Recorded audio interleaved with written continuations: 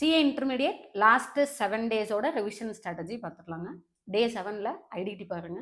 ஐடிடியில் முக்கியமாக computation of GST liability, computation of ITC, blocked credit, common credit, registration and returns, payment of tax கண்டிப்பாக பார்த்துருங்க. இதை தாண்டி வேறு ஏதாவது அடிஷ்னல் டாபிக் பார்க்க டைம் இருந்தால் பார்த்துருங்க. நான் சொல்கிறது ரிவிஷனுக்கு தான் ஸ்ட்ராட்டஜி சொல்கிறேங்க.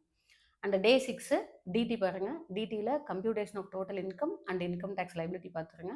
Income from other sources, income from house property, income from salaries கண்டிப்பாக பார்த்துருங்க. டைம் இருந்ததுன்னா residential status and scope of total income பார்த்துருங்க.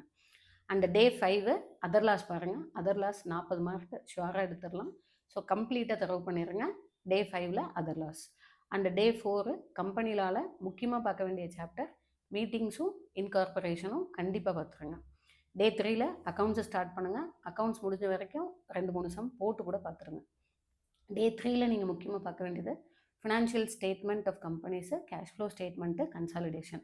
மூணுமே பெரிய டாப்பிக்காக இருந்தால் கூட ஒன்றோட ஒன்று ரிலேட்டடுங்க. ஃபார்மேட் பேஸ்ட் அப்படிங்கிறதுனால மூணுமே ஒரே நாளில் கண்டிப்பாக முடிச்சிட முடியும். டே 2ல் என்ன பண்ணுங்கன்னா amalgamation and internal reconstruction start பண்ணுங்கள்.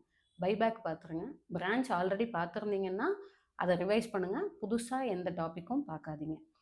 And in addition to that அந்த 3 நாளுமே என்ன பண்ணுங்க அப்படின்னா குட்டி குட்டியாக இருக்கக்கூடிய ஏஎஸை அடிஷ்னலாக பார்த்துட்டே வந்துடுங்க. அந்த டே 1ல் என்ன பண்ணணும் அப்படின்னு பார்த்தீங்கன்னா முக்கியமாக ஏஎஸ் 10, 12, 16 இது 3 இன்டகிரேட் பண்ணி பார்த்துக்கோங்க. ஏஎஸ் 19 பார்த்துருங்க. ஏஎஸ் 29 கண்டிப்பாக பார்த்துருங்க. ஏஎஸ் 29 பார்க்கும்போதே ஏஎஸ் 4 and 5 சேர்த்து பார்த்துருங்க. இது இல்லாமல் ஓவராலாக எல்லா டாப்பிக்கையும் ரிவைஸ் பண்ணிக்கோங்க. டே 1ல் எக்ஸாம் போகும்போது கூலாக ஜாலியாக போய் எழுதிட்டு வாங்க. All the best.